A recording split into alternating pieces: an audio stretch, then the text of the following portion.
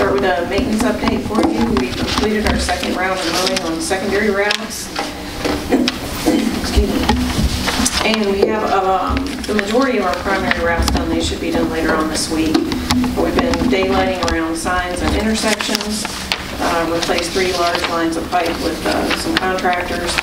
We've been skin patching and doing asphalt patching countywide, and removed storm damaged trees, made some repairs to our salt building for the dreaded 4-letter word in my world, and getting that prepared for deliveries. We expect to have everything fully by the 1st of November. Also responded to some customer concerns. As far as your construction update, we did start one of your rural rustic projects. Route 607 is underway now, and also the natural well bridge replacement on Route 638 is on schedule as well. I'll take any questions that you have. Board members have any questions, comments?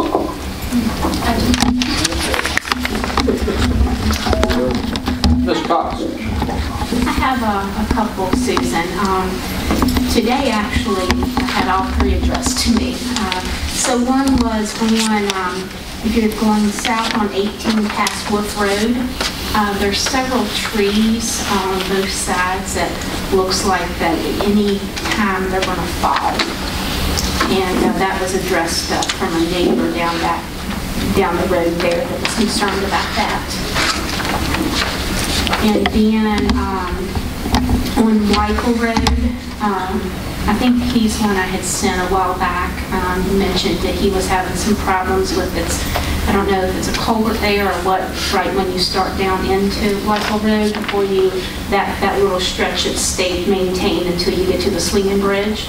And so some trees had fallen. He went ahead and got those out of the way, and he tries to maintain that to get in and out. But he said that I don't know, like I said, if it's a ditch culvert or what it is exactly, but he said there's some major issues with that's been going on for years that's never been addressed. What was the property owner's name? Steve Weichel.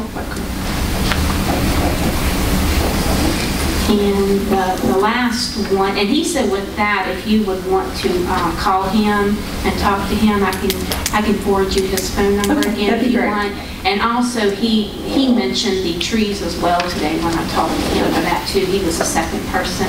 And the last one I had was some of the rescue squad members had mentioned to me if we're going, especially if they're going towards Covington from the firehouse, right before you get to Leo and Jeannie Carpenter's house. I'm not for sure the exact what their mailing address is there, but it's what we call Jack Bauer's Hill there.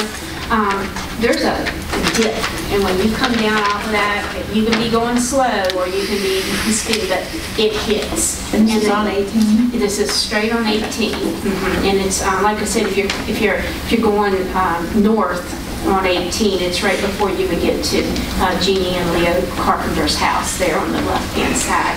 But they said with especially patients in the back of the ambulance, which, they know the road's not smooth, a lot of places, but that one there has it seems like the dip there on both sides of the road, it's getting worse. And that is where there has been in the past several wrecks there.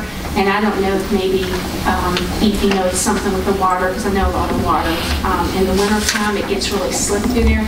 So I don't know if it has something to do with a creek culvert or something underneath of it. But I thought that if they could take a look at that, just to see since it's getting worse. And that's all I had. Thank you. I think there's someone down this way. Mr. Carter. There are some trees hanging off that high wall there at Honda, like being held on by the root. So definitely take a look at that. One more rain event, or I know it's hurricane season, so we get some storms. It looks like 1 or 2 of those are coming off. Secondly, there's a tree, and I've gone past it 1,000 times. It was brought to my attention earlier in the week, last week. There's a tree in the S-turns after, it's on 687, after Petticoat Junction. It's leaning over in the road, or you'll have to see it really, because it's probably over about 5 or 6 feet into the road. once you get up. Immediately when you go across the bridge in those turns? About halfway, maybe in 1 or 2 turns. They go back and forth, so it's about halfway up. But it's on the left side, going toward Hot Spring.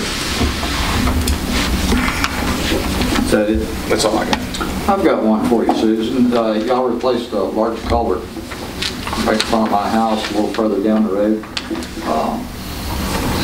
It's all sunk now. The school's open. School bus actually just has to crawl through it. If you don't, the little kids just look like popcorn when they hit that thing. They go every which way. So it sunk down about 3 inches, and it's so straight across the road, both tires hit it at the same time. So it just exploded the school bus up into the air.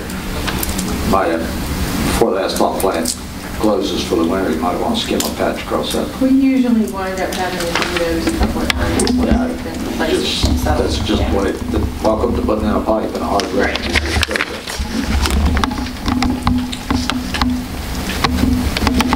Any other questions, comments? Thank you, Susan. Thank you.